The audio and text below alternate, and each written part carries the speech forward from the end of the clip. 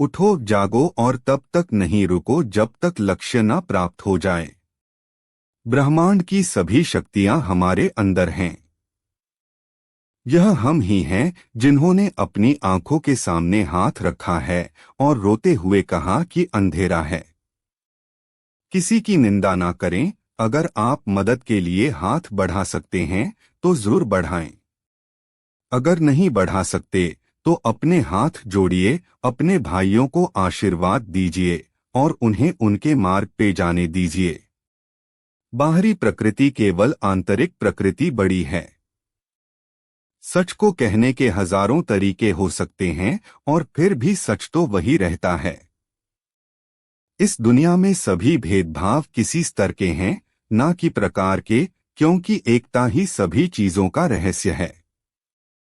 जब कोई विचार अनन्य रूप से मस्तिष्क पर अधिकार कर लेता है, तब वह वास्तविक भौतिक या मानसिक अवस्था में परिवर्तित हो जाता है।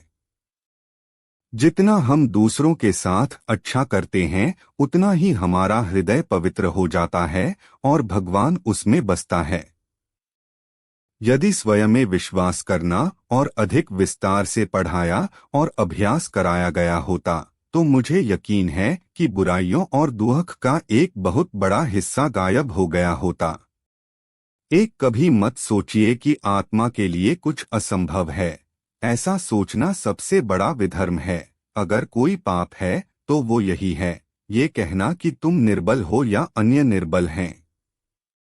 अगर धन दूसरों की भलाई करने में मदद करे तो इसका कुछ मूल्य है, अन्यथा ये सिर्फ बुराई का एक ढेर है और इससे जितना जल्दी छुटकारा मिल जाए उतना बेहतर है। जिस समय जिस काम के लिए प्रतिज्ञा करो, ठीक उसी समय पर उसे करना ही चाहिए, नहीं तो लोगों का विश्वास उठ जाता है।